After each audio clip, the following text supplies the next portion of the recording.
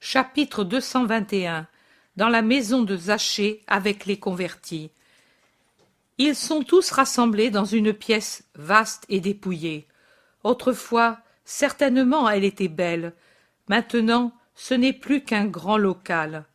Ils ont apporté les sièges et les lits pris dans les salles à manger ou dans les chambres à coucher, et ils se sont tous assis autour du maître qu'ils ont fait asseoir sur une sorte de fauteuil tout en bois sculpté, couvert d'un tapis de haute lisse, le meuble le plus luxueux de la maison. Zachée parle d'un domaine acheté avec l'argent recueilli entre eux. Nous devions pourtant faire quelque chose. L'oisiveté n'est pas un bon remède pour ne pas pécher. C'est un terrain encore peu fertile, car il avait été négligé, et comme nous, plein de ronces, de pierres, de places arides et d'herbes nuisibles. Nick nous a prêté ses serviteurs paysans pour nous apprendre comment faire pour dégager les puits négligés, pour nettoyer les champs et tailler le peu d'arbres qu'il y avait et en planter des jeunes. Nous savions tant de choses, mais pas les saints travaux de l'homme. Mais dans ce travail, si nouveau pour nous, nous trouvons vraiment une vie nouvelle. Rien ne rappelle le passé autour de nous. Seule la conscience les rappelle, mais c'est bien. Nous sommes des pécheurs. Viendras-tu le voir? Nous sortirons ensemble d'ici pour nous diriger vers le Jourdain, et je m'arrêterai en cet endroit. Tu me dis qu'il est justement sur le chemin qui va au fleuve. Oui, maître, mais c'est en mauvais état. La maison tombe en ruine et elle est vide de meubles. Nous n'avions pas d'argent pour tout. Après avoir, dans la mesure où on a pu le faire, réparé nos manquements au prochain. Ceux-ci, sauf Déméthès, Valens et Lévi, trop âgés pour certaines privations et qui dorment ici, se contentent du foin, Seigneur. Bien des fois, je n'ai même pas cela. Je dormirai sur le foin, moi aussi, Zachée. J'y ai dormi mes premiers sommeils, et ils étaient doux, car l'amour l'éveillait. Je puis y dormir aussi ce sommeil, et il ne sera pas tourmenté, car je le prendrai parmi des hommes chez qui est revenue la bonne volonté. Et il regarde d'un regard qui est une caresse ces prémices des rachetés de tout pays, et eux le regardent. Ce ne sont pas des hommes qui ont les larmes faciles. Qui sait même combien de pleurs ils ont fait verser? Leurs visages sont autant de livres sur lesquels est écrit leur passé malheureux. Et si maintenant leur nouvelle vie voile la brutalité de ces paroles, on peut cependant encore assez les déchiffrer pour permettre de voir de quel gouffre ils remontent vers la lumière. Et pourtant, leurs visages s'éclairent, s'illuminent, leurs regards prennent de l'assurance, une lueur d'espérance surnaturelle, de satisfaction morale, y brille quand ils entendent le maître leur dire qu'ils sont revenus à la bonne volonté. Zachée dit: alors, tu approuves tout ce que j'ai fait?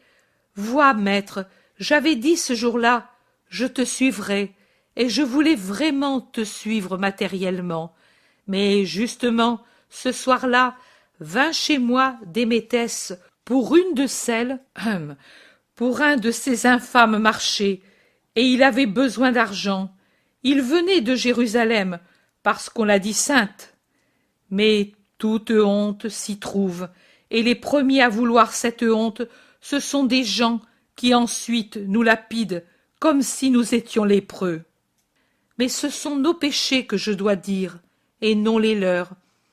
Je n'avais plus d'argent, je te l'avais donné, tout, même celui qui était encore dans ma maison, c'était comme s'il était déjà donné, car j'en avais déjà fait les parts que je devais rendre à ceux à qui je l'avais soutiré par l'usure. Je lui ai dit: je n'ai pas d'argent, mais je possède ce qui vaut plus que tous les trésors. Et je lui ai raconté ma conversion, tes paroles, la paix qui était en moi. J'ai tant parlé que la lumière du jour nouveau est entrée pour blanchir les visages et rendre les lampes inutiles pendant que je parlais encore. Ce que j'ai dit exactement, je ne sais pas. Je sais que lui a donné un grand coup de poing sur la table à laquelle nous étions assis, et s'est écrié « Mercure a perdu un de ses fidèles, et les satyres, un compagnon. Prends aussi cet argent. Il n'y en avait pas assez pour le crime, mais assez pour donner du pain à un mendiant. Et prends-moi avec toi. Je veux connaître un parfum après tant de puanteurs. » Et il est resté.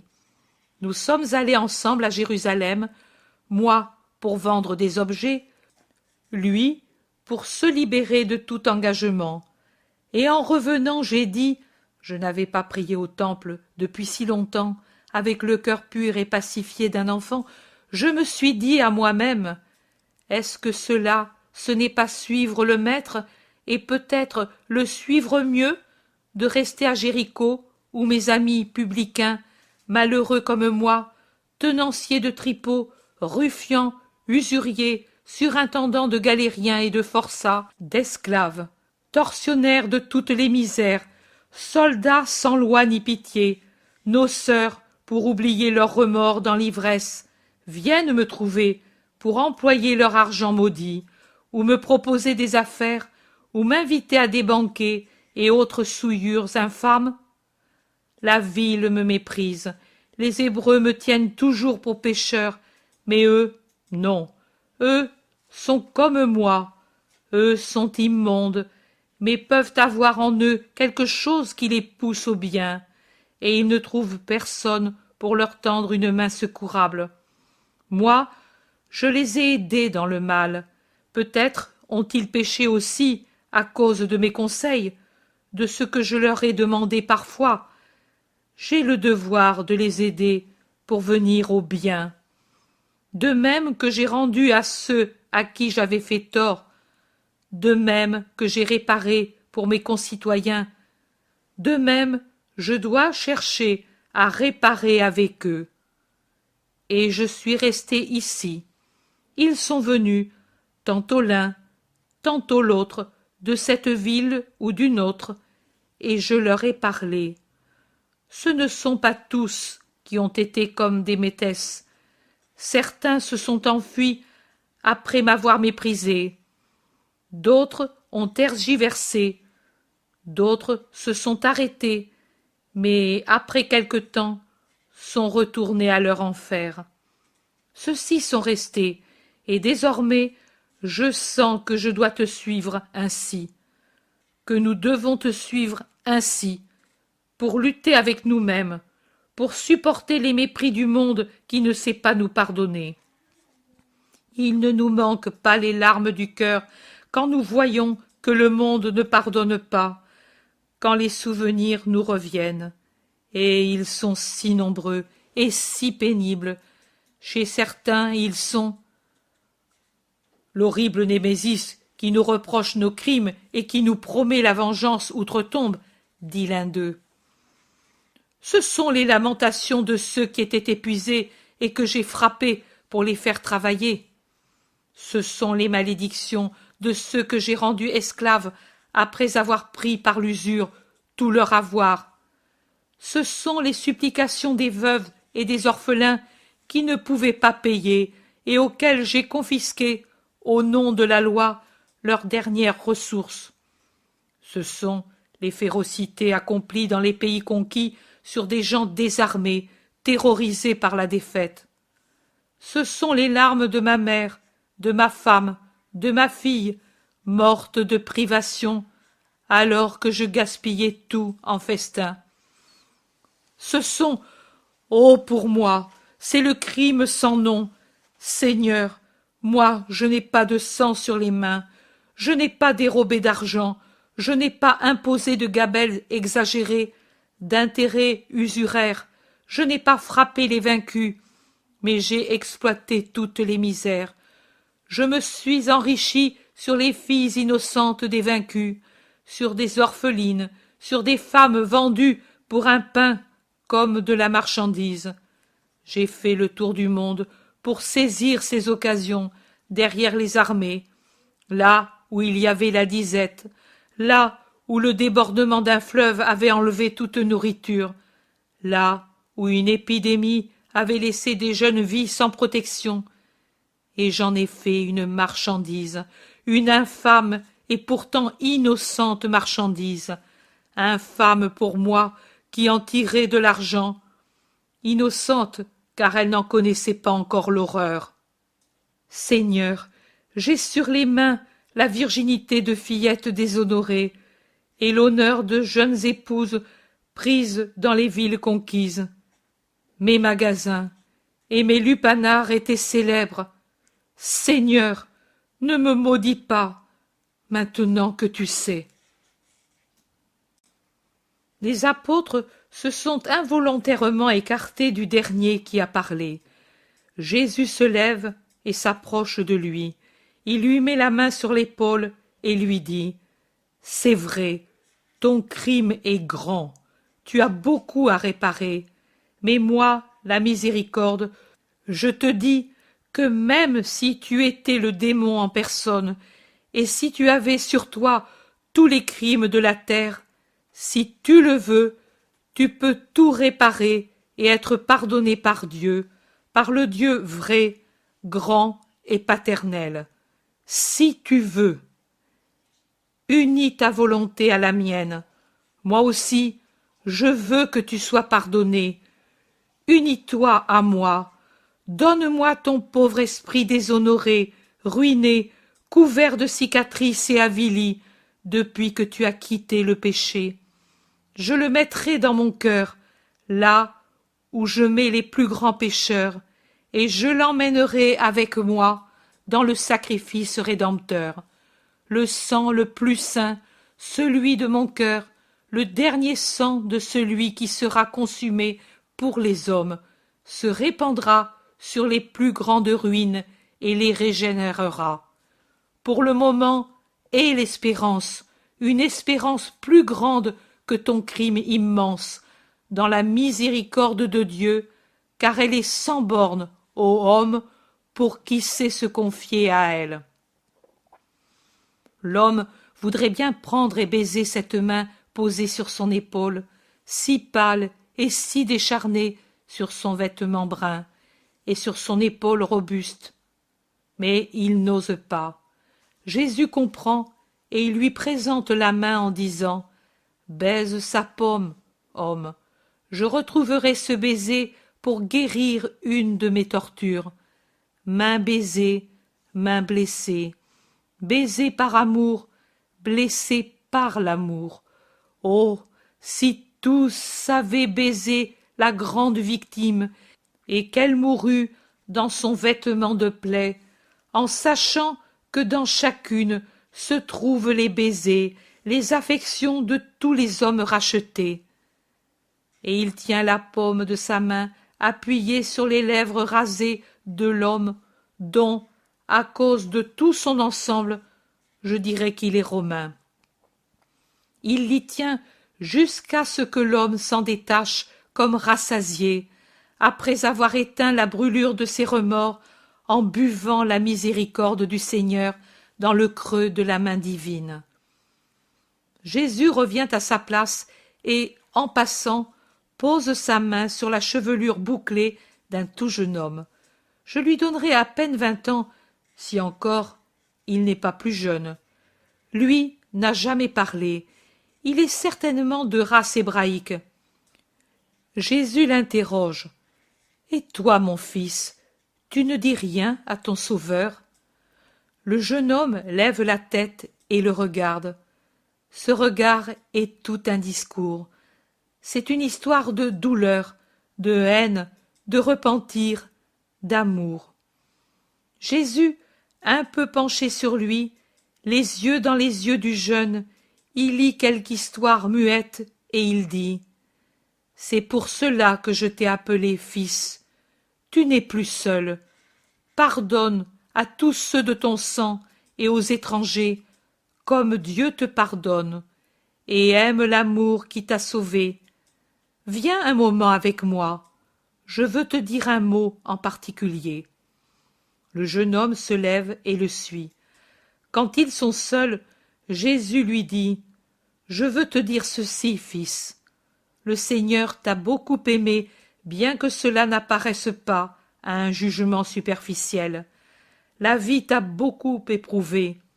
Les hommes t'ont grandement nui. L'une et les autres pouvaient faire de toi une ruine irréparable. Derrière eux, il y avait Satan qui était envieux de ton âme, mais sur toi, il y avait l'œil de Dieu, et cet œil béni a arrêté tes ennemis.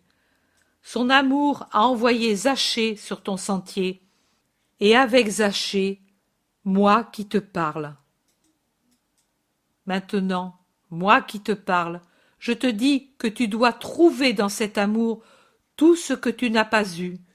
Tu dois oublier tout ce qui t'a aigri et pardonner, pardonner à ta mère, pardonner à ton maître infâme, te pardonner à toi-même. N'aie pas pour toi une mauvaise haine, fils, et de la haine pour le temps où tu as péché, mais pas pour ton esprit qui a su quitter ce péché. Que ta pensée soit pour ton esprit une bonne amie, et qu'ensemble ils atteignent la perfection. Parfait, moi? Tu as entendu ce que j'ai dit à cet homme, et pourtant lui a été au fond de l'abîme. Et merci, fils. De quoi, monseigneur? C'est moi qui dois te dire merci. De n'avoir pas voulu aller chez ceux qui achètent des hommes pour me trahir. Ô Seigneur, et pouvais-je le faire, sachant que tu ne nous méprises pas, même nous les voleurs? J'étais moi aussi parmi ceux qui t'ont apporté l'agneau au Carite. L'un de nous a été pris par les Romains. C'est du moins ce que l'on dit.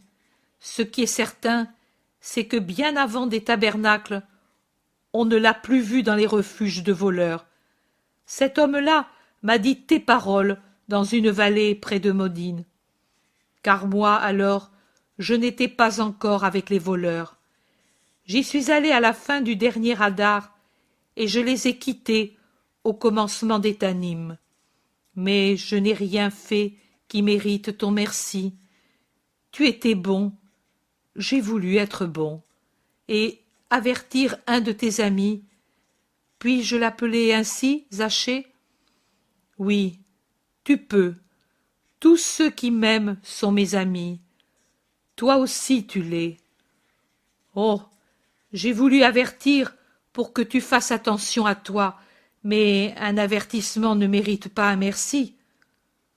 Je te le répète, c'est parce que tu ne t'es pas vendu contre moi que je te remercie. C'est cela qui a de la valeur.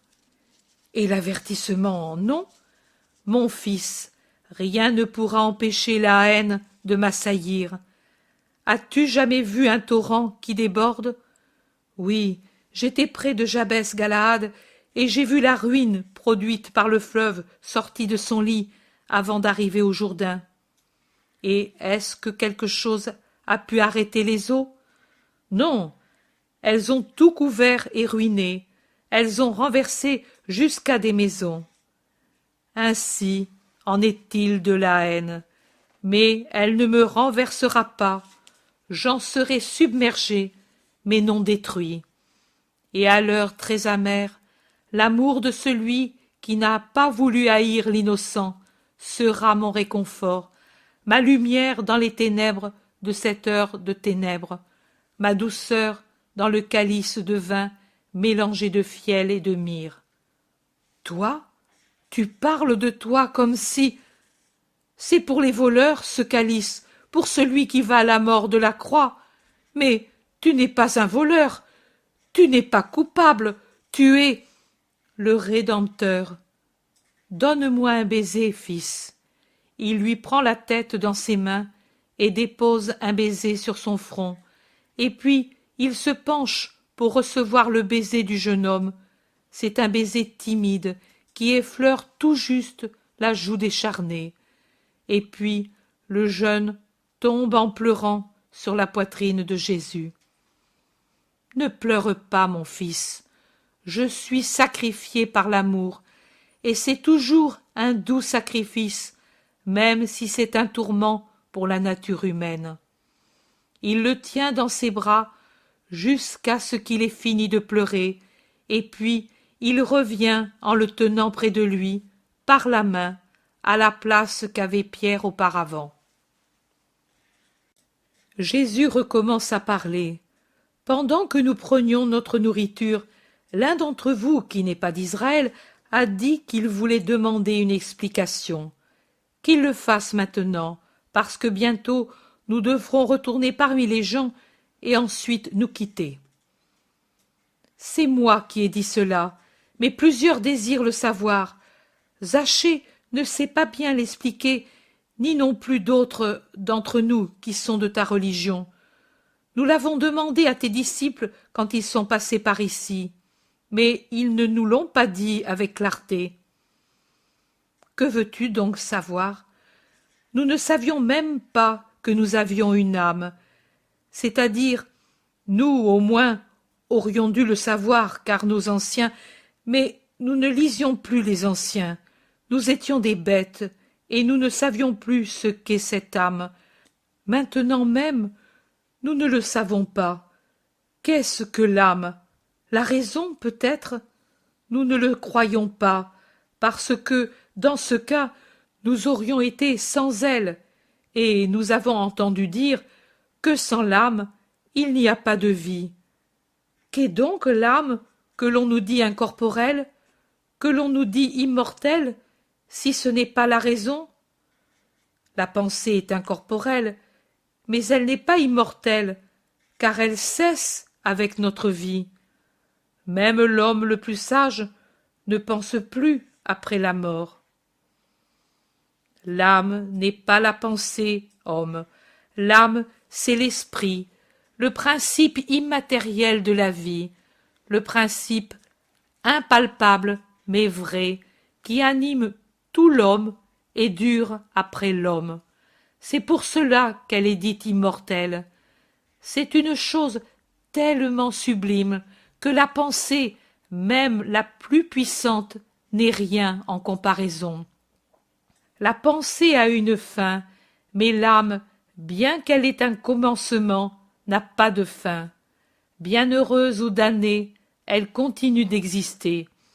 Bienheureux ceux qui savent la garder pure, ou la rendre pure après l'avoir rendue impure, pour la rendre à son Créateur comme lui l'a donnée, à l'homme pour animer son humanité. Mais est-elle en nous ou au-dessus de nous, comme l'œil de Dieu? En nous. Prisonnière jusqu'à la mort, alors, esclave? Non, reine. Dans la pensée éternelle, l'âme, l'esprit est la chose qui règne dans l'homme, dans l'animal créé que l'on appelle homme. Elle est venue du roi et père, de tous les rois et pères, son souffle et son image, son don et son droit. Et elle a pour mission de faire de la créature appelée homme un roi du grand royaume éternel, de faire de la créature appelée homme un Dieu au-delà de la vie, un vivant dans la demeure du très sublime, unique Dieu. Elle a été créée reine, et avec l'autorité et le destin d'une reine. Ses servantes, ce sont toutes les vertus et facultés de l'homme, son ministre, la bonne volonté de l'homme, sa servante, la pensée, servante et élève, la pensée de l'homme. C'est par l'esprit que la pensée acquiert puissance et vérité, acquiert justice et sagesse, et peut s'élever à une perfection royale. Une pensée privée de la lumière de l'esprit aura toujours des lacunes et des ténèbres, et ne pourra jamais comprendre les vérités. En effet, pour celui qui est séparé de Dieu, pour avoir perdu la royauté de l'âme, ces vérités sont plus incompréhensibles que des mystères. La pensée de l'homme sera aveugle, elle sera hébétée s'il lui manque le point d'appui du levier indispensable pour comprendre, pour s'élever en quittant la terre et en s'élançant vers les hauteurs à la rencontre de l'intelligence, de la puissance, de la divinité, en un mot. C'est à toi que je parle ainsi, Déméthès, parce que tu n'as pas toujours été seulement un changeur, et tu peux comprendre et expliquer aux autres.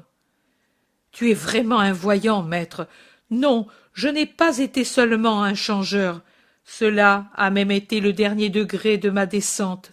Dis-moi, maître, mais si l'âme est reine, pourquoi alors ne règne-t-elle pas et ne dompte-t-elle pas la pensée mauvaise et la chair mauvaise de l'homme? Dompter ne serait ni liberté ni mérite, ce serait oppression. Mais la pensée et la chair accablent souvent l'âme. Je parle de moi, de nous, et la rendent trop souvent esclave. C'est pour cela que je disais qu'elle était en nous esclave.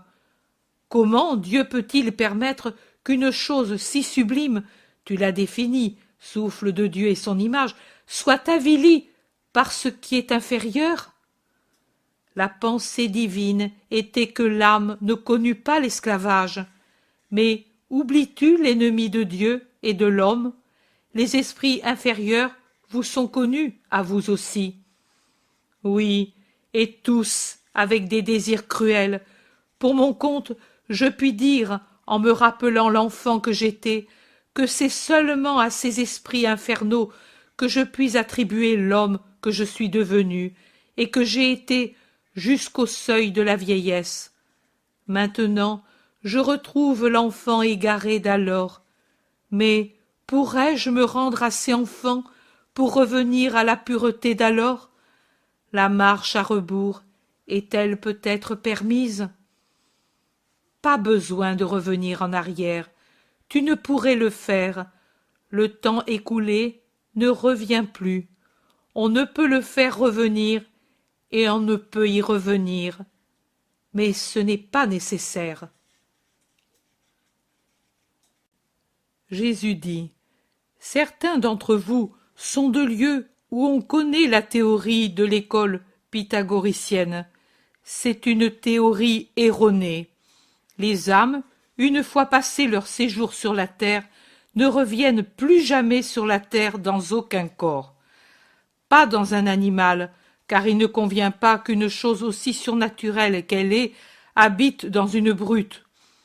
Pas dans un homme, car comment le corps serait-il récompensé une fois réuni à l'âme au jugement dernier, si cette âme avait été revêtue de plusieurs corps? On dit chez ceux qui croient à cette théorie que c'est le dernier corps qui a la jouissance, parce qu'au cours des purifications successives, pendant les vies successives, c'est seulement dans la dernière réincarnation que l'âme atteint une perfection qui mérite une récompense. C'est une erreur et une offense. Une erreur et une offense envers Dieu, puisque c'est admettre que lui n'a pu créer qu'un nombre limité d'âmes. Erreur et offense envers l'homme, en le jugeant si corrompu qu'il mérite difficilement une récompense. Il ne sera pas tout de suite récompensé. Il devra subir une purification après la vie 99 fois sur 100. Mais la purification prépare à la joie. Aussi, celui qui se purifie est déjà quelqu'un de sauvé. Et une fois sauvé, il jouira avec son corps après le dernier jour. Il ne pourra avoir qu'un corps seul pour son âme, qu'une seule vie ici-bas, et c'est avec le corps que lui ont fait ceux qui l'ont procréé, et avec l'âme que le Créateur lui a créée pour vivifier sa chair, qu'il jouira de la récompense. La réincarnation n'est pas accordée, comme il n'est pas donné de faire marche arrière dans le temps, mais se recréer par un mouvement d'une libre volonté, oui, c'est accordé, et Dieu bénit cette volonté et l'aide. Vous tous l'avez eue. Voilà alors que l'homme pécheur, vicieux, souillé, criminel, voleur, corrompu, corrupteur, homicide, sacrilège, adultère, sous le bain du repentir, renaît spirituellement, détruit la substance corrompue du vieil homme, disperse le moi mental encore plus corrompu, comme si la volonté de se racheter était un acide qui attaque et détruit l'enveloppe malsaine où se cache un trésor, et met à nu le propre esprit purifié, redevenu saint, revêtu d'une nouvelle pensée, d'un nouveau vêtement pur, bon, enfantin. Oh, un vêtement qui peut s'approcher de Dieu, qui peut couvrir dignement l'âme recréée et la garder et l'aider jusqu'à sa supercréation, qui est la sainteté achevée, qui demain, dans un demain peut-être lointain, si on le voit avec l'esprit et la mesure du temps humain, très proche si on le contemple par la pensée de l'éternité, sera glorieuse dans le royaume de Dieu. Et tous peuvent, en le voulant, recréer en eux-mêmes le pur enfant des jours de l'enfance, l'enfant affectueux, humble, franc, bon, que sa mère serrait sur son sein, que son père regardait avec fierté, que l'ange de Dieu aimait et que Dieu contemplait avec amour. Vos mères, elles étaient peut-être des femmes de grande vertu. Dieu ne laissera pas leur vertu sans récompense. Faites donc en sorte d'en avoir une pareille pour vous réunir à elle quand il y aura pour tous les vertueux une seule chose, le royaume de Dieu pour les bons. Peut-être elles n'étaient pas bonnes et ont contribué à votre ruine, mais si elles ne vous ont pas aimé, si vous ne connaissez pas l'amour, si cette absence d'amour vous a rendu mauvais, maintenant qu'un amour divin vous a recueilli, soyez saints pour pouvoir dans une joie céleste jouir de l'amour qui surpasse tout amour. Avez-vous autre chose à demander? Non, Seigneur, nous avons tout à apprendre, mais pour le moment, nous ne voyons pas autre chose. Je vais vous laisser Jean et André pour quelques jours. Ensuite, je vous enverrai des disciples bons et sages. Je veux que les poulains sauvages connaissent les voies du Seigneur et ses pâturages, comme ceux d'Israël, car je suis venu pour tous, et je les aime tous de la même manière. Levez-vous, et allons. Et il sort le premier dans le jardin défriché, suivi de près par les siens, qui se plaignent doucement. « Maître, tu leur as parlé comme peu souvent tu parles à ceux que tu as choisis. » Et vous vous en plaignez. Ne savez-vous pas que c'est ainsi que l'on fait aussi dans le monde quand on veut conquérir quelqu'un que l'on aime? Mais avec ceux dont nous savons qu'ils nous aiment de tout eux-mêmes et sont désormais de notre famille, il n'est pas besoin de l'art de la conquête. Il suffit de se voir pour être les uns dans les autres, dans la joie et la paix, dit Jésus avec un sourire divin, vraiment divin, tant il communique de joie. Et les apôtres ne se plaignent plus, et même ils le regardent bien heureux, en se perdant dans l'allégresse de l'amour mutuel. Chapitre 222. Jésus se prononce sur Sabéa de Bethléchi. C'est une bien pauvre exploitation, celle qui alimente le groupe hétérogène des amis de Zachée. Surtout maintenant que c'est l'hiver. Elle ne réjouit certes pas le cœur, mais pourtant eux l'aiment et la montrent à Jésus avec fierté. Les 3 champs à blé, labourés et bruns, le verger avec quelques arbres de bon rapport, et les autres encore jeunes, pour espérer qu'ils donnent des fruits. Quelques pauvres rangées de vignes, le potager, une petite étable avec une vache et un âne pour la noria, un réduit avec quelques poules et 5 couples de colombes, 6 brebis, un taudis avec une cuisine et 3 chambres, un hangar qui sert de bûcher, de débarras et de grenier à foin, un puits à la bouche ébréchée et une citerne à l'eau fangeuse. Rien de plus. Ils expriment leurs espoirs. Si la saison est favorable, si les bêtes ont des petits, si les petits arbres s'enracinent, tout est au conditionnel, des espoirs très précaires. Mais quelqu'un se rappelle ce qu'il a entendu dire une des années précédentes, la prodigieuse récolte qu'avait eue Doras grâce à une bénédiction donnée par le maître pour que Doras fût humain avec ses serviteurs paysans. Et il dit « Et si tu bénissais ce lieu? Doras aussi était pécheur. » Jésus dit « Tu as raison, ce que j'ai fait, sachant que je n'aurais pas changé ce cœur, je le ferai aussi pour vous, dont le cœur est changé. » Et il ouvre les bras pour bénir en disant « Je le fais tout de suite, car je veux vous persuader que je vous aime. » Puis ils poursuivent la route vers le fleuve en côtoyant des champs labourés avec leurs grasses terres noires et des vergers que la saison a dépouillés.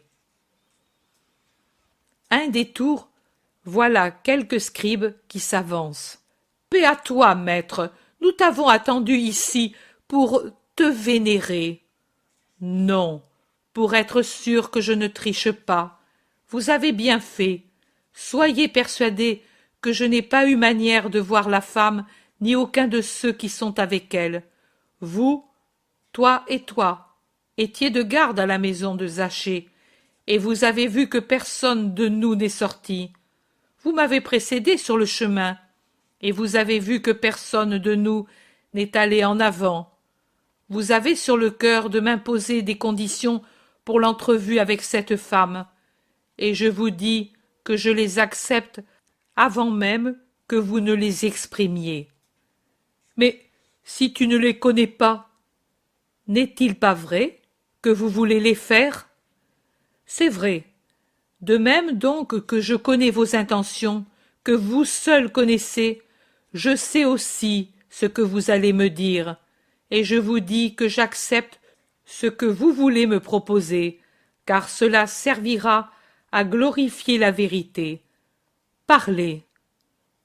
Sais-tu ce dont il s'agit? Je sais que vous jugez posséder cette femme, et que pourtant aucun exorciste n'a pu chasser le démon, et je sais que pourtant elle ne dit pas de paroles démoniaques, c'est ce que disent ceux qui l'ont entendu parler. Peux-tu jurer que tu ne l'as jamais vue? Le juste ne jure jamais, car il sait qu'il a le droit d'être cru sur parole. Je vous dis que je ne l'ai jamais vue et que je ne suis jamais passé par son village, et tout le village peut le confirmer. Et pourtant, elle prétend connaître ton visage et ta voix. En effet, son âme me connaît de par la volonté de Dieu. Tu dis par la volonté de Dieu, mais comment peux-tu l'affirmer? On m'a dit qu'elle dit des paroles inspirées. Le démon aussi parle de Dieu, mais avec des erreurs mêlées à dessein pour dévoyer les hommes dans des pensées erronées. Eh bien, nous voudrions que tu nous laisses éprouver cette femme. De quelle manière? Tu ne la connais vraiment pas? Je vous dis que non. Alors voilà, nous envoyons quelqu'un pour crier « Voici le Seigneur !» et nous voyons si elle salue celui qui est avec ce dernier, comme si c'était toi. Pauvre preuve, mais je l'accepte pourtant. Choisissez parmi ceux qui m'accompagnent ceux que vous voulez envoyer en avant, et moi, je vous suivrai avec les autres. Cependant, si la femme parle, vous devez la laisser parler pour que je juge ses paroles. C'est juste, le pacte est fait, et nous le tiendrons loyalement. Qu'il en soit ainsi, et que cela serve à toucher votre cœur. Maître, nous ne sommes pas tous des adversaires, certains de nous sont indécis, et ont une volonté sincère de voir ce qui est vrai pour te suivre, dit un scribe. C'est vrai, et eux seront encore aimés de Dieu. Les scribes examinent les apôtres et s'étonnent de l'absence de plusieurs, et en particulier de l'Iscariote. Et puis, ils choisissent Jude Thaddée et Jean. Ils prennent en plus le jeune voleur converti, qui est pâle et maigre, et avec une chevelure légèrement rousse, ceux en somme dont l'âge et la physionomie ont des points communs avec le maître. Nous allons en avant avec eux. Toi, reste ici avec nos compagnons et avec les tiens, et suis-nous d'ici un moment. Ainsi font-ils. Ils sont déjà en vue des bois qui bordent le fleuve. Un soleil d'hiver, à son couchant, dore le sommet des arbres et répand une vive lumière jaune sur les personnes rassemblées près des arbres. « Voici, voici le Messie! Levez-vous! Venez à sa rencontre !» crient les scribes qui sont allés en avant en prenant un sentier qui aboutit à un rouvre gigantesque aux racines puissantes, à demi découvertes, qui peuvent servir de siège à ceux qui s'abritent près de son tronc. Le groupe de personnes rassemblées tout autour se retourne, se lève, s'ouvre et se sépare pour aller à la rencontre de ceux qui viennent. Près du tronc, il reste seulement 3 scribes, Jean d'Éphèse et un homme et une femme âgés, plus une autre femme assise sur une racine en saillie, le dos au tronc, la tête penchée sur ses genoux, que serrent ses bras enlacés. Elle est toute couverte d'un voile violet si foncé qu'il paraît noir. Elle semble étrangère à tout, et le cri ne la fait pas bouger. Un scribe touche son épaule. « Le maître est ici, Sabéa, lève-toi et salue-le. » La femme ni ne répond, ni ne bouge. Les 3 scribes se regardent et sourient ironiquement en faisant un signe entendu aux autres qui s'avancent. Et comme ceux qui attendaient, ne voyant pas Jésus, s'étaient tus, ils crient plus fort que jamais, eux et leurs compagnons, pour que la femme ne s'aperçoive pas de la supercherie. « Femme, dit un scribe à la vieille mère qui est avec la fille, toi au moins, salue le maître et dis à ta fille de le faire. » La femme se prosterne en même temps que son mari devant le Thaddée et Jean et le voleur repenti, et puis, se levant, elle dit à sa fille, « Sabéa, ton Seigneur est ici, vénère-le. » La jeune femme ne bouge pas. Les scribes accentuent leur sourire ironique, et l'un d'eux, maigre, avec un gros nez, dit d'une voix nasale et traînante, « Tu ne t'attendais pas à cette épreuve, n'est-ce pas? Et ton cœur tremble, tu sens que ton renom de prophétesse est en danger, et tu ne tentes pas ta chance. Il me semble que cela suffit pour te déclarer menteuse. » Du coup, la femme relève la tête, elle rejette son voile en arrière et regarde avec ses yeux bien ouverts tout en disant « Je ne mens pas, ô scribe, et je n'ai pas peur, car je suis dans la vérité. Où est le Seigneur? » « Comment? Tu dis que tu le connais et tu ne le vois pas? Il est devant toi. » « Aucun d'eux n'est le Seigneur, c'est pour cela que je n'ai pas bougé. Aucun d'eux. »« Aucun d'eux? Comment? Ce Galiléen, ce n'est pas le Seigneur? Moi, je ne le connais pas, mais je sais qu'il est blond avec des yeux de ciel. »« Ce n'est pas le Seigneur. Alors, celui-ci, grand et sévère, regarde quel trait de roi, c'est lui certainement. » Non, ce n'est pas le Seigneur. Le Seigneur n'est pas parmi eux. Et la femme abaisse de nouveau sa tête dans ses genoux, comme avant. Il se passe quelque temps, puis voilà que Jésus s'avance. Les scribes ont imposé le silence aux peu de gens qui sont là. Aussi, son arrivée n'est trahie par aucun hosanna. Jésus s'avance entre Pierre et son cousin Jacques. Il marche lentement, silencieusement. L'herbe touffue amortit tout bruit de pas. Pendant que la vieille essuie ses larmes avec son voile et qu'un scribe l'offense en disant « Votre fille est folle et menteuse !» Pendant que le père soupire et fait même des reproches à sa fille, Jésus arrive au bout du sentier et s'arrête. La jeune femme, qui n'a pu rien entendre, qui n'a pu rien voir, bondit debout, rejette son voile, découvrant ainsi toute la tête, tend les bras, en poussant un cri puissant. Le voilà qui vient à moi, mon Seigneur, c'est lui le Messie, ô homme qui voulait me tromper et m'humilier. Je vois sur lui la lumière de Dieu qui me l'indique, et je l'honore. Et elle se jette à terre, mais en restant à sa place, à environ 2 mètres de Jésus, le visage contre terre, dans l'herbe. Elle crie: « Je te salue, ô roi des peuples, ô admirable, ô prince de paix, Père du siècle sans fin, chef du nouveau peuple de Dieu. » Et elle reste prosternée sous son ample manteau foncé d'un violet presque noir comme le voile. Mais quand elle s'est mise debout contre le tronc noir, et après avoir rejeté son voile, elle est restée les bras tendus en avant comme une statue. J'ai pu remarquer que sous son manteau, elle porte un habit de lourde laine d'un blanc d'ivoire, serré simplement par un cordon au cou et à la ceinture. Et surtout, j'ai pu admirer sa beauté de femme d'âge mûr. Elle peut avoir environ 30 ans, et 30 ans en Palestine équivalent au moins à 40 des nôtres en général.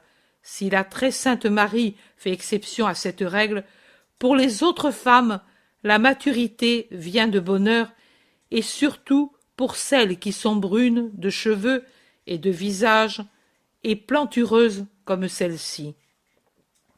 C'est le type classique de la femme hébraïque. Je crois qu'elles étaient ainsi, Rachel et Ruth, et Judith, célèbres pour leur beauté. Grandes, plantureuses, et pourtant élancées, la peau lisse et d'une pâleur un peu brune, la bouche petite, aux lèvres un peu grosses, d'un rouge vif, nez droit, long et fin, 2 yeux profonds, sombres, veloutés, dans un arc de cils longs et fournis, un front haut, lisse, royal, un ovale plutôt allongé, et une chevelure d'ébène magnifique comme une couronne d'onyx. Non pas un joyau, mais un corps de statue et une majesté de reine. Voilà qu'elle se lève en présentant ses mains longues, brunes, très belles, unies au bras par un fin poignet. La voilà de nouveau debout contre le tronc foncé. Elle regarde maintenant le maître en silence, secouant la tête parce que des scribes lui disent « Tu te trompes, Sabéa, ce n'est pas lui le Messie, mais c'est celui que tu as vu auparavant sans le reconnaître. » Elle secoue sa tête, ferme, sévère, et ne détache pas les yeux du Seigneur. Et puis son visage se transfigure, en prenant une expression dont je ne sais dire si elle est de joie fervente ou de somnolence extatique. Elle a de l'un et de l'autre. Elle paraît pâlir comme quelqu'un qui va s'évanouir, alors que toute la vie se concentre dans les yeux qui deviennent lumineux d'une lumière de joie, de triomphe, d'amour. Je ne sais. Rit-il ses yeux? Non, il ne rit pas comme ne rit pas la bouche sévère. Et pourtant, il y a en eux une lumière de joie, et ses yeux acquièrent de plus en plus une intensité puissante qui vous frappe. Jésus la regarde de son regard doux, un peu triste. « Tu vois que c'est une folle !» lui murmure un scribe. Jésus ne réplique pas, la main gauche pendant le long de son côté, la droite tenant son manteau sur la poitrine. Il regarde et se tait. La femme ouvre la bouche et étend les bras comme avant. Elle semble un gigantesque papillon aux ailes violettes et au corps de vieil ivoire. Et un nouveau cri sort de ses lèvres. « Ô Adonai, tu es grand, toi seul es grand, ô Adonai, tu es grand au ciel et sur la terre, dans le temps et dans les siècles des siècles, et au-delà du temps, depuis toujours et pour toujours, ô Seigneur. Fils du Seigneur, sous tes pieds se trouvent tes ennemis, et l'amour de ceux qui t'aiment soutient ton trône. La voix se fait de plus en plus assurée et forte, alors que ses yeux se détachent du visage de Jésus et regardent dans le lointain, un peu au-dessus des têtes qui sont autour d'elle, attentives, et qu'elle, qui se tient debout contre le tronc du rouvre, qui est lui-même sur une levée de terre, domine sans difficulté. Après une pause, elle reprend. Le trône de mon Seigneur est orné de 12 pierres, celles des 12 tribus des justes. Dans la grande perle qu'est le trône blanc et précieux resplendissant du très saint agneau, sont enchâssés des topazes avec des améthystes, des émeraudes avec des saphirs, et des rubis avec des sardoines, et des agates, et des chrysolites, et des béryls, des onyx, des jaspes, des opales. Ceux qui croient, ceux qui espèrent, ceux qui aiment, ceux qui se repentent, ceux qui vivent et meurent dans la justice, ceux qui souffrent, ceux qui quittent l'erreur pour la vérité, ceux qui étaient durs de cœur et sont devenus doux en son nom, les innocents, les repentis, ceux qui se dépouillent de tout afin d'être agiles pour suivre le Seigneur, les vierges à l'esprit resplendissant d'une lumière semblable à une aube du ciel de Dieu. Gloire au Seigneur, gloire à Adonai, gloire au roi assis sur son trône. La voix est une sonnerie. Les gens sont secoués par un frémissement. La femme semble réellement voir ce qu'elle dit, comme si la nuée dorée qui navigue dans un ciel serein et qu'elle semble suivre de son regard ravi était pour elle une lentille qui lui permit de voir les gloires célestes. Elle se repose comme fatiguée, mais sans changer d'attitude. Seulement, son visage se transfigure encore plus par la pâleur de l'épiderme et l'éclat des yeux. Puis, elle recommence à parler en abaissant son regard sur Jésus qui l'écoute attentivement, au milieu d'un cercle de scribes qui secouent la tête, sceptiques et moqueurs, et des apôtres et des fidèles que fait pâlir une émotion sacrée. Elle recommence à parler d'une voix distincte, mais moins forte. Je vois dans l'homme ce qui se cache dans l'homme. Saint est l'homme, mais mes genoux se plient devant le Saint des saints, renfermé dans l'homme. La voix de la femme redevient forte, impérieuse, comme un commandement. Regarde ton roi, ô peuple de Dieu, connais son visage, la beauté de Dieu est devant toi, la sagesse de Dieu a pris une bouche pour t'instruire. Ce ne sont plus les prophètes, ô peuple d'Israël, qui te parlent de l'innommable, c'est lui-même, lui qui connaît le mystère qu'est Dieu, qui te parle de Dieu, lui qui connaît la pensée de Dieu, qui t'approche de son sein, ô peuple encore enfant, après tant de siècles, et qui te nourrit du lait de la sagesse de Dieu pour te rendre adulte en Dieu. C'est pour le faire qu'il s'est incarné dans un sein, dans le sein d'une femme d'Israël, plus grande que toute autre femme devant Dieu et les hommes. Elle a ravi le cœur de Dieu par une seule de ses palpitations de colombe. La beauté de son esprit a séduit le Très-Haut, et il a fait d'elle son trône. Marie d'Aaron a péché, car elle avait le péché en elle. Déborah jugea ce qu'il fallait faire, mais ne le fit pas de ses mains. Jaël fut courageuse, mais se souilla de sang. Judith était juste et craignait le Seigneur, et Dieu fut dans ses paroles et lui permit son acte pour qu'Israël fût sauvé. Mais par amour de la patrie, elle usa d'une ruse homicide.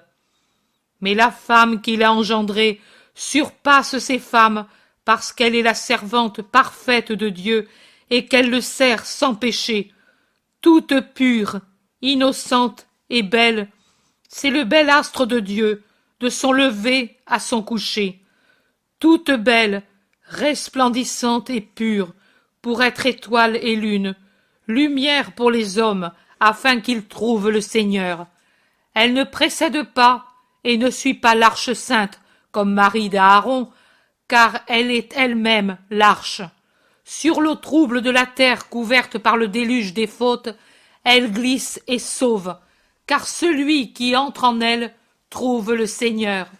Colombe sans tache, elle sort et porte l'olivier de paix aux hommes, car elle est la belle olive. Elle se tait, et dans son silence, elle parle, et opère plus que Déborah, Jaël et Judith, et elle ne conseille pas la bataille, ne pousse pas au massacre, ne répand pas d'autre sang que le sien le plus choisi, celui dont elle a fait son fils. Mère malheureuse, mère sublime, Judith craignait le Seigneur, mais sa fleur avait appartenu à un homme.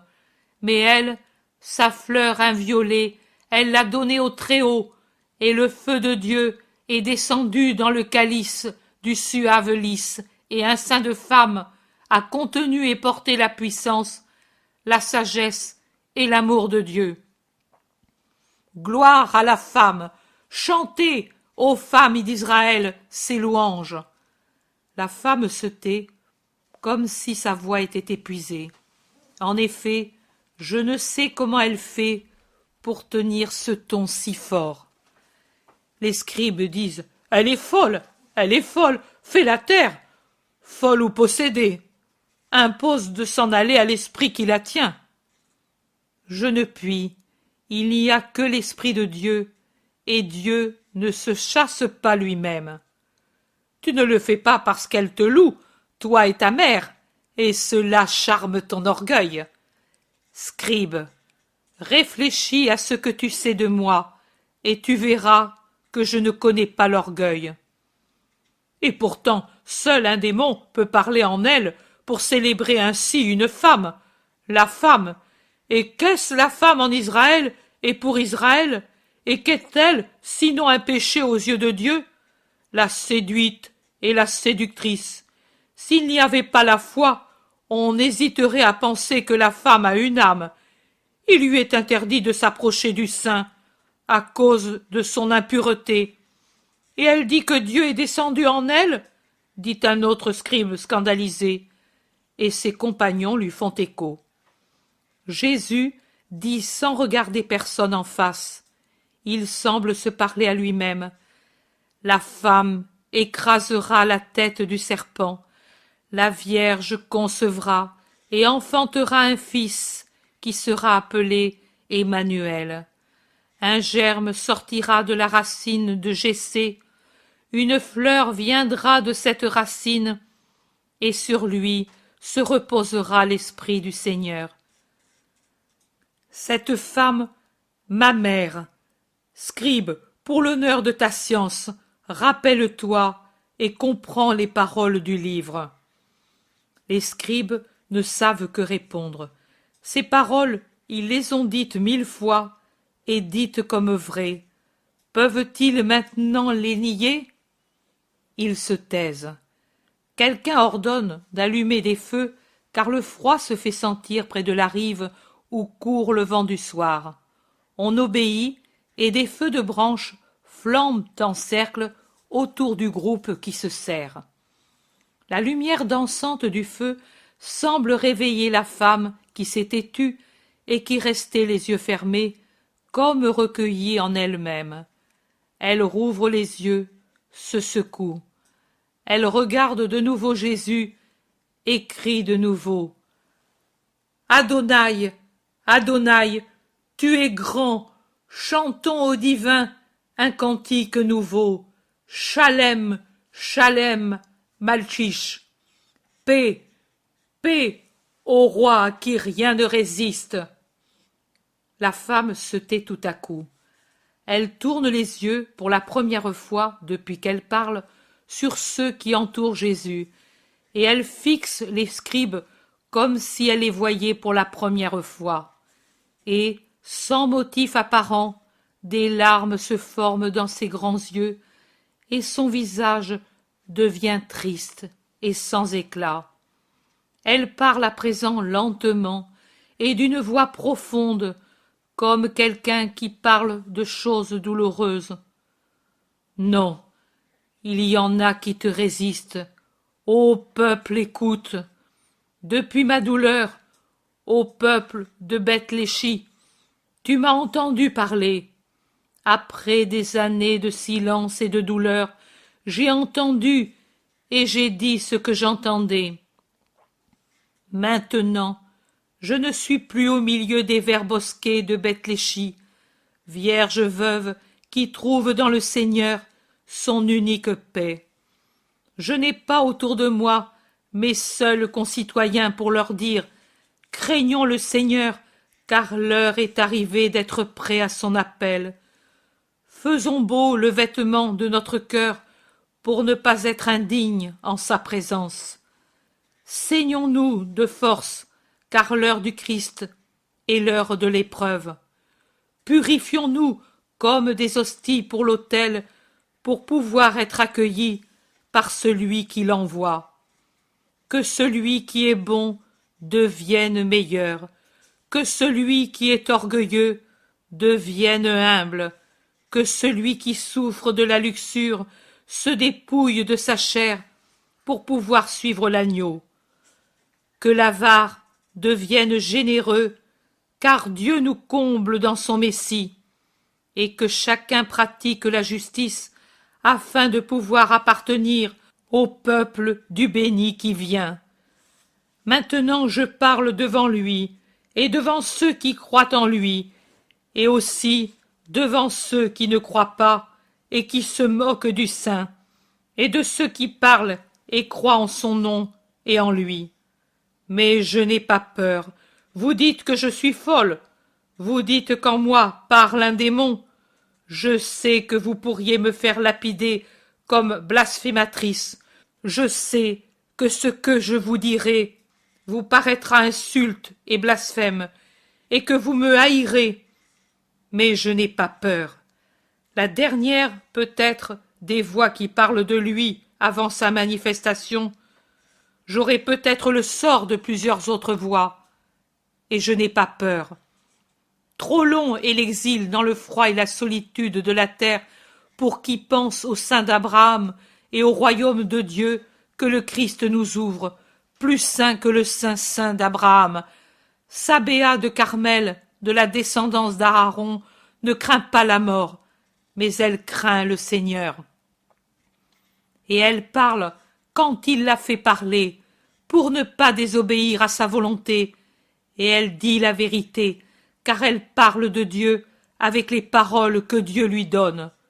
Je ne crains pas la mort, même si vous m'appelez démon et me lapidez comme blasphématrice, même si mon père et ma mère et mes frères meurent à cause de ce déshonneur, je ne tremblerai pas de peur et de peine.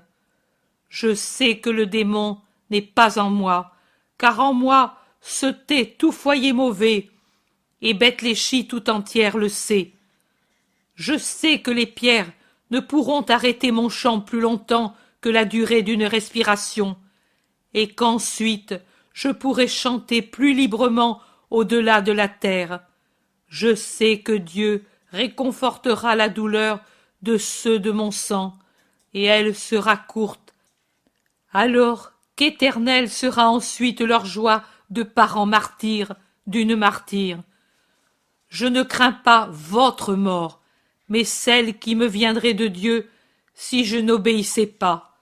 Et je parle, et je dis ce qui m'est transmis. Ô peuple, écoute et écoutez, vous, scribes d'Israël. La femme élève de nouveau sa voix affligée, et elle dit « Une voix me vient d'en haut, et elle crie dans mon cœur. Elle dit « L'ancien peuple de Dieu ne peut chanter le nouveau cantique parce qu'il n'aime pas son Sauveur. Chanteront le cantique nouveau ceux qui seront sauvés de toutes les nations, ceux du peuple nouveau, du Christ Seigneur. non ceux qui haïssent mon verbe. Horreur! Elle pousse réellement un cri qui donne le frisson. La voix donne la lumière donne la vue. Horreur! Je vois! Elle hurle plutôt qu'elle ne crie. Elle se tord comme si elle était retenue de force devant un spectacle redoutable qui lui torturerait le cœur et qu'elle chercherait à y mettre fin par la fuite. Le manteau glisse de ses épaules et elle reste dans son vêtement blanc contre le grand tronc noir. Dans la lumière qui baisse lentement dans le reflet vert du bois et dans celui rougeâtre de la flamme qui danse, son visage prend un aspect tragique et puissant. Des ombres se forment sous les yeux, autour des narines, au-dessous des lèvres. On dirait un visage creusé par la douleur. Elle se tord les mains en répétant plus doucement « Je vois, je vois !» Et elle boit ses larmes pendant qu'elle continue. « Je vois les crimes de ce peuple qui est le mien, et je suis impuissante à les arrêter. Je vois le cœur de mes compatriotes, et je ne puis le changer. Horreur!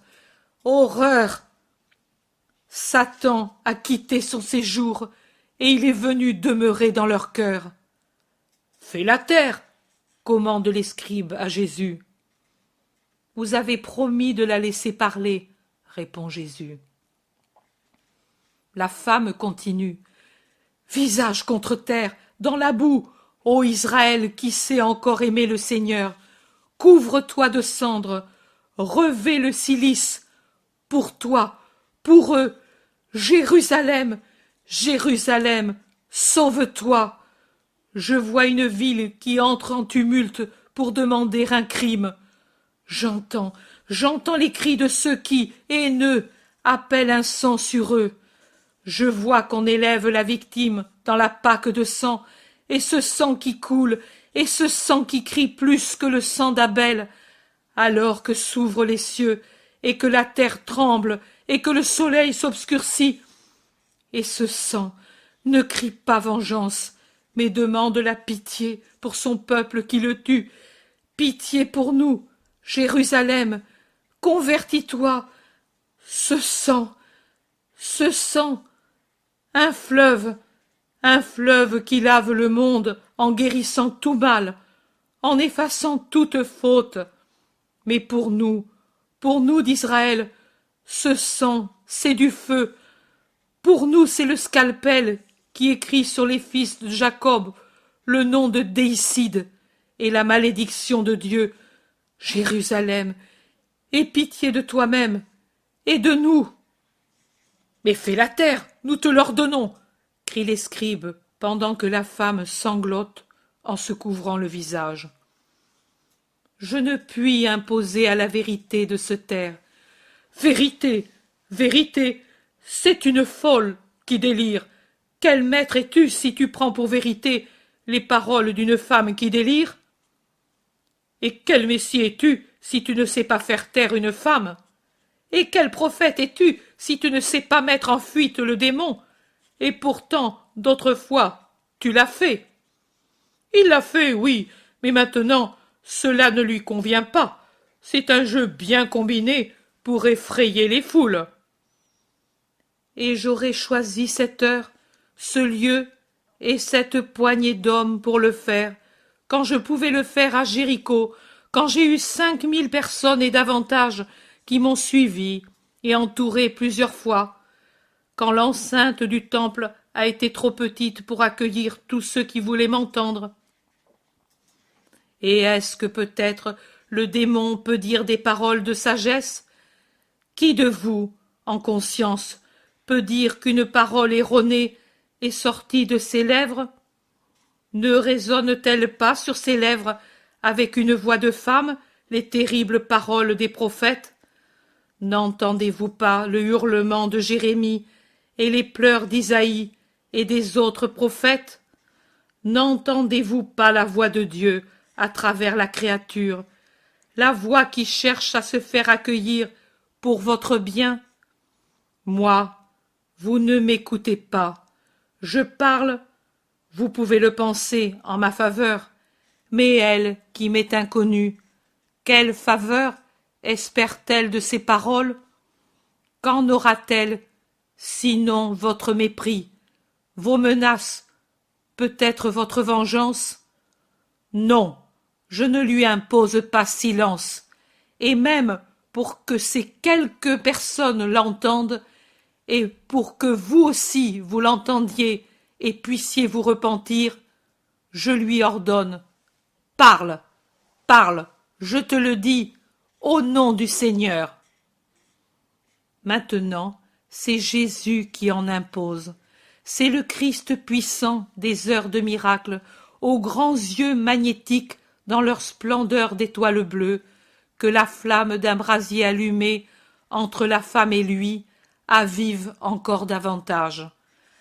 La femme, au contraire, accablée par la douleur, est moins royale, et elle reste, la tête inclinée, le visage voilé par ses mains et par ses cheveux noirs qui se sont défaits et retombent sur ses épaules et en avant, comme un voile de deuil sur son vêtement blanc. Parle, je te le dis, elles ne sont pas sans fruit, tes douloureuses paroles. Sabéa, de la race d'Aaron, parle. La femme obéit, mais elle parle doucement, si doucement que tous se serrent plus près pour mieux l'entendre. Elle semble se parler à elle-même, en regardant vers le fleuve qui court en bruissant à sa droite avec un dernier reflet de ses eaux dans les dernières lueurs du jour. Elle semble parler au fleuve. Ô Jourdain, fleuve sacré des pères, à l'onde céruléenne et crépue comme une soie précieuse, qui reflète les pures étoiles et la lune candide, et caresse les sols de tes rives. Tu es le fleuve de paix, et pourtant tu connais tant de douleurs. Ô Jourdain, qui aux heures de tempête transporte sur tes eaux gonflées et trouble les sables de 1000 torrents et ceux qu'ils ont arrachés. Et parfois tu arraches un tendre arbuste sur lequel il y a un nid, et le transportes en tourbillonnant vers l'abîme mortel de la mer salée. Tu n'as pas pitié du couple d'oiseaux qui, en volant et en criant de douleur, suivent leur nid détruit par ta violence. Ainsi, tu verras, ô Jourdain sacré, frappé par la colère divine, arraché aux maisons et à l'autel, aller à sa ruine pour périr dans une mort plus grande. Tu verras aller le peuple qui n'a pas voulu le Messie. Mon peuple, sauve-toi, crois en ton Seigneur, suis ton Messie. Reconnais-le pour ce qu'il est, non un roi de peuple et d'armée. C'est le roi des âmes, de tes âmes, de toutes les âmes. Il est descendu pour rassembler les âmes justes. Il remontera pour les conduire au royaume éternel. Ô vous qui encore pouvez aimer, serrez-vous près du Saint. Ô vous qui avez à cœur le sort de la patrie, unissez-vous au Sauveur. Que ne meure pas tout entière la descendance d'Abraham. Fuyez les faux prophètes aux bouches de mensonges et aux cœurs de rapine qui veulent vous arracher au salut. Sortez des ténèbres qui s'élèvent autour de vous, écoutez la voix de Dieu. Les grands que vous craignez aujourd'hui sont déjà poussière dans le décret de Dieu.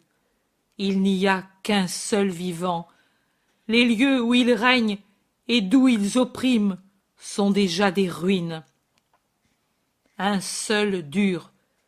Jérusalem, où sont les orgueilleux fils de Sion dont tu te vantes? Où sont les rabbis et les prêtres qui étaient ton ornement et en lesquels tu te complaisais? Regarde-les, accablés, enchaînés, ils s'en vont vers l'exil, à travers les ruines de tes palais, la puanteur de ceux qui sont morts par l'épée ou la faim.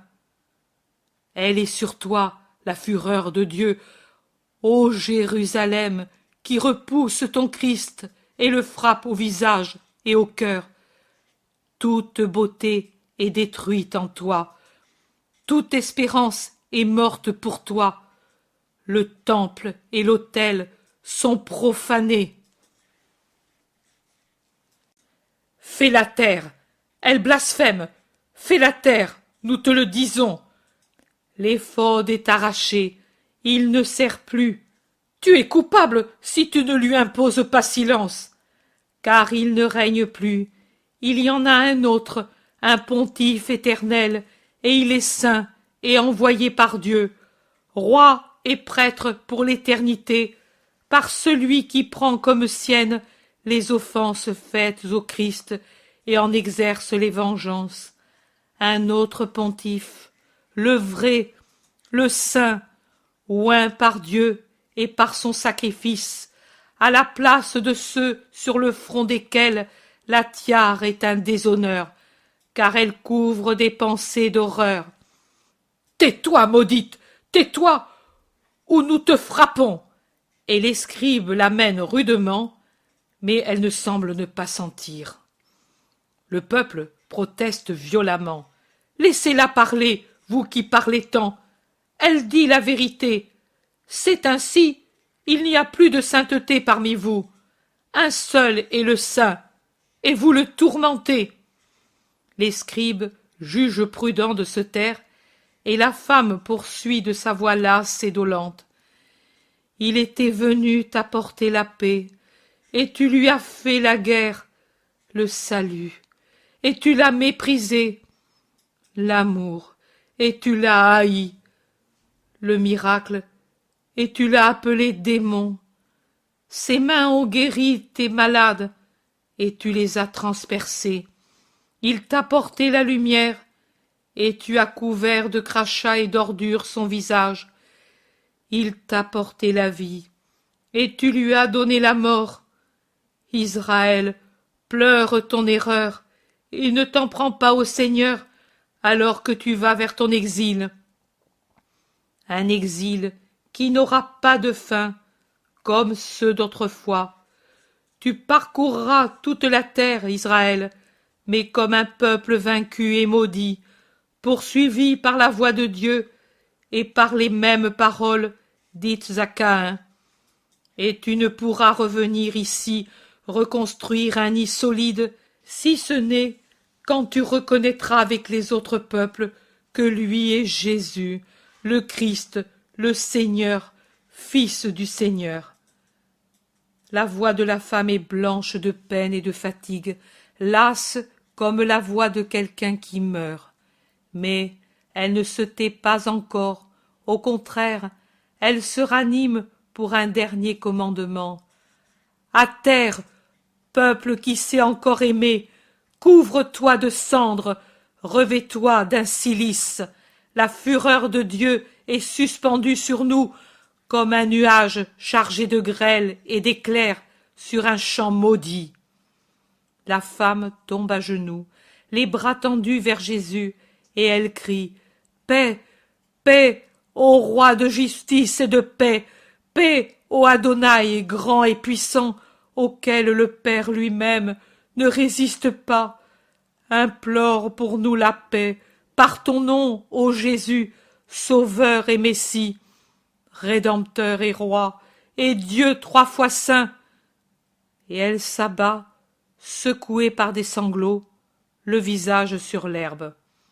Les scribes entourent Jésus en le tirant à part, et ils éloignent toute autre personne par des regards et des paroles menaçantes, et l'un d'entre eux dit « Le moins que tu puisses faire, c'est de la guérir, car si tu veux vraiment dire qu'elle n'a pas de démon, tu ne peux nier qu'elle soit malade. Des femmes, et des femmes sacrifiées par le destin.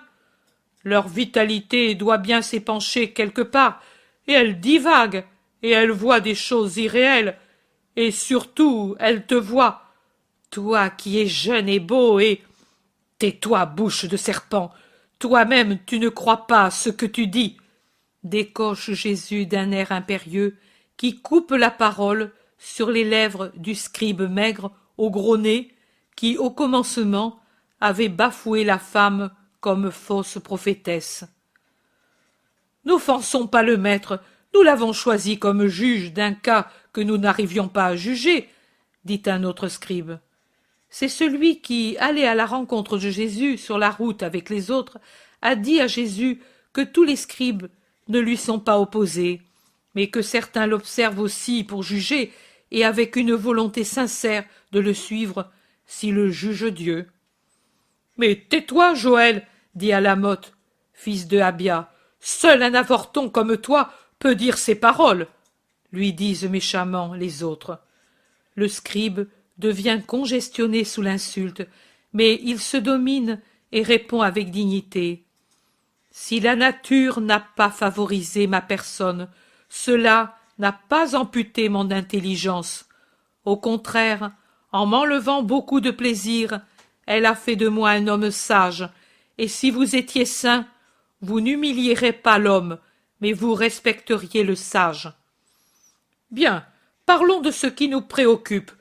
Tu as le devoir de la guérir, maître, car dans son délire, elle épouvante les gens et offense le sacerdoce, les pharisiens et nous. Si elle vous avait loué, me demanderiez-vous de la guérir? Demande doucement Jésus.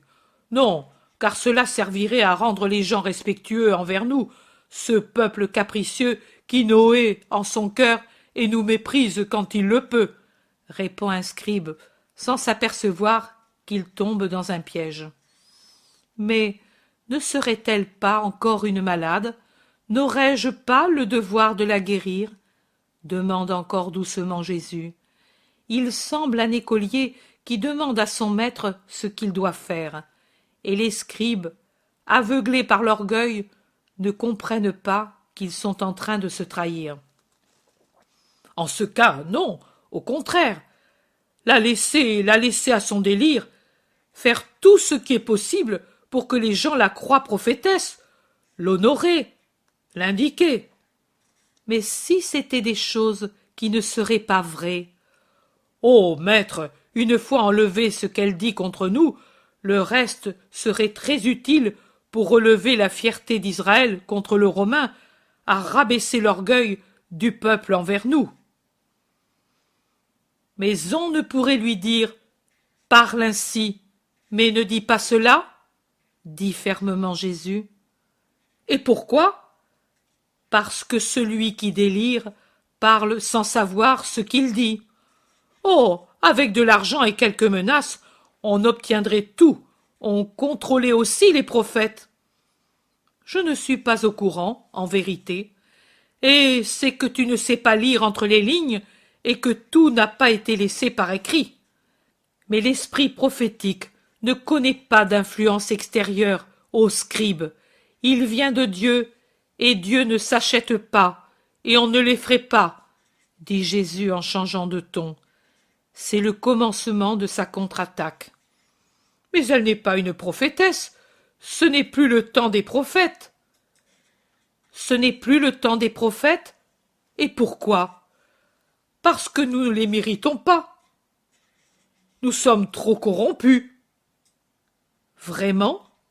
Et c'est toi qui le dis, toi qui tout à l'heure l'as jugée digne de châtiment parce qu'elle disait la même chose? Le scribe reste désorienté. Un autre vient à son secours. Le temps des prophètes a fini avec Jean. Ils ne servent plus. Et pourquoi donc? Parce que tu es là pour dire la loi et pour parler de Dieu. Même au temps des prophètes, il y avait la loi, et la sagesse parlait de Dieu, et pourtant eux aussi existaient. Mais que prophétisaient-ils? Ta venue, tu es venu, ils ne servent plus. Jésus leur répond, 100 et 100 fois, je me suis entendu demander par vous, par les prêtres et les pharisiens, si j'étais ou non le Christ, et parce que je l'affirmais, j'ai été traité de blasphémateur et de fou, et on a pris des pierres pour me les lancer. N'es-tu pas Sadoc, appelé le scribe d'or? Dit Jésus, en montrant le scribe au gros nez, qui a maltraité la femme après avoir essayé de la tromper. Je le suis, eh bien. Eh bien, c'est toi, justement toi, qui a été le premier à jusqu'à là, comme au temple, à commencer la violence contre moi. Mais moi, je te pardonne. Je te rappelle seulement que tu le faisais en disant que je ne pouvais être le Christ, alors que maintenant tu soutiens le contraire. Et je te rappelle aussi le défi que je t'ai fait à Cédès. D'ici peu, tu verras s'en accomplir une partie. Quand la lune sera revenue à la phase où maintenant elle brille dans le ciel, je te donnerai la preuve, la première. L'autre, tu l'auras quand le grain qui maintenant dort en terre agitera ses épis encore verts au vent de Nisan. Mais à ceux qui disent que les prophètes sont inutiles, je réponds: et qui pourra imposer des limites au Seigneur Très-Haut? En vérité, je vous dis qu'il y aura toujours des prophètes tant qu'il y aura des hommes. Ce sont les flambeaux au milieu des ténèbres du monde. Ce sont les foyers au milieu de la glace du monde. C'est le son des trompettes qui réveille les endormis. Ce sont les voix qui rappellent Dieu et ses vérités tombées dans l'oubli et négligées avec le temps, et qui portent à l'homme la voix directe de Dieu, en suscitant des frémissements d'émotion chez les oublieux, les apathiques fils de l'homme. Ils auront d'autres noms, mais une pareille mission et un même sort d'humaine douleur et de joie surhumaine. Malheur s'il n'y avait pas ces esprits que le monde haïra et que Dieu suraimera.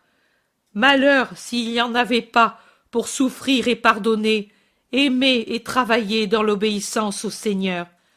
Le monde périrait au milieu des ténèbres, du froid, d'une torpeur mortelle, d'une hébétude, d'une ignorance sauvage et abrutissante, et pour cela Dieu les suscitera, et il y en aura toujours. Et qui pourra imposer à Dieu de ne pas le faire? Toi, Sadoc, ou toi? Ou toi? En vérité, je vous dis que même les esprits d'Abraham, de Jacob et de Moïse, d'Élie et d'Élisée ne pourraient imposer à Dieu ses limites, et Dieu seul sait combien ils étaient saints et quelle lumière éternelle ils sont. Alors, tu ne veux pas guérir la femme, ni non plus la condamner? Non. Et tu l'estimes prophétesse? Inspirée, oui. Tu es un démon comme elle. Partons.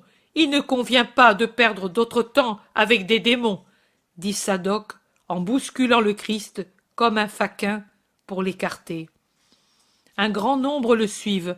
Certains restent, parmi eux celui qu'ils ont appelé Joël à la Motte. Et vous ne les suivez pas? Demande Jésus en montrant ceux qui s'en vont. Non, maître. Nous allons partir, parce qu'il fait nuit, mais nous voulons te dire que nous croyons à ton jugement. Dieu peut tout, c'est vrai, et pour nous qui tombons dans des fautes nombreuses, il peut susciter des esprits qui nous rappellent à la justice, dit l'un d'eux, très âgé. Tu as bien parlé, et l'humilité que tu montres est, aux yeux de Dieu, plus grande que ton savoir. Alors, souviens-toi de moi quand tu seras dans ton royaume. Oui, Jacob. Comment sais-tu mon nom? Jésus sourit sans répondre. Maître, souviens-toi aussi de nous, disent les trois autres, et le dernier qui parle, Joël à la Motte, dit: et bénissons le Seigneur qui nous a donné cette heure. Bénissons le Seigneur, répond Jésus. Ils se saluent et se séparent. Jésus se réunit à ses apôtres, et avec eux il va près de la femme qui a encore repris la position qu'elle avait au début, ramassée sur elle-même, sur la racine qui fait saillie. Son père et sa mère demandent avec angoisse au maître. « C'est donc un démon, notre fille? Ils l'ont dit avant de s'en aller. » « Non, elle ne l'est pas. Soyez en paix et aimez-la, car son sort est très douloureux, comme tous les sorts semblables aux siens. »« Mais ils ont dit que tu avais jugé de la sorte. » »« Ils ont menti. Moi, je ne mens pas. Soyez en paix. » Jean d'Éphèse s'avance avec Salomon et les autres disciples. « Maître, Sadoc les a menacés, je te le dis. » « Eux ou elle? Eux et elle. N'est-ce pas, vous deux? Oui, ils nous ont dit à sa mère et à moi que si nous ne savons pas faire taire notre fille, malheur à nous. Et à Sabéa, ils ont dit « Si tu parles, nous te dénoncerons au Sanhédrin. Nous prévoyons de mauvais jours pour nous. Mais notre cœur est en paix à cause de ce que tu nous as dit, et nous supporterons le reste. Mais pour elle, que devons-nous faire? Conseille-nous, Seigneur. » Jésus réfléchit et répond ensuite. « N'avez-vous pas des parents loin de Bethléchi? »« Non, maître. » Jésus réfléchit, et puis lève son visage et regarde Joseph, Jean d'Éphèse et Philippe d'Arbéla. Il ordonne. « Vous vous mettrez en voyage avec eux, et puis de Bethléchi avec elle et son trousseau. Vous irez à Héra. Vous direz à la mère de Timon de la garder en mon nom. Elle sait ce que c'est que d'avoir un fils persécuté. »« Nous allons le faire, Seigneur, c'est une bonne décision. Héra est éloigné et hors de leur atteinte, disent les trois. Le père et la mère de Sabéa baisent les mains du maître, le remercient et le bénissent. Jésus se penche sur la femme, touche sa tête voilée pour l'appeler doucement. « Sabéa, écoute-moi. » La femme lève la tête et le regarde, et puis glisse à genoux. Jésus lui pose la main sur la tête. « Écoute, Sabéa, tu vas aller où je t'envoie, auprès d'une mère. J'aurais voulu t'envoyer auprès de la mienne, mais cela ne m'est pas possible. Continue à servir le Seigneur, dans la justice et l'obéissance. Je te bénis, femme. Va en paix. » « Oui, mon Seigneur et mon Dieu. Mais quand je devrais parler, pourrais-je? » L'Esprit qui t'aime te guidera suivant le moment. Ne doute pas de son amour. Sois humble, chaste, simple et sincère, et lui ne t'abandonnera pas. Va en paix. Il se réunit de nouveau aux apôtres et à Zachée avec les siens qui s'étaient arrêtés à quelques pas pour retenir aussi les autres curieux. « Allons, il fait nuit. Je ne sais pas comment vous allez faire pour retourner à Jéricho, vous qui devez y aller. C'est plutôt pour la femme et ses parents, disons, mais si tu le juges bon, nous resterons hors de la maison, et toi et eux, vous pourriez y dormir jusqu'au matin, propose un des amis de Zachée. Bonne idée. Allez dire à Sabéa de venir avec les siens et avec les disciples. Ils y dormiront. Moi, je resterai avec vous. Ce n'est pas une nuit venteuse. Nous ferons des feux et nous attendrons l'aube ainsi. Moi vous instruisant et vous m'écoutant. Et lentement, il se met en chemin à la première clarté de la lune.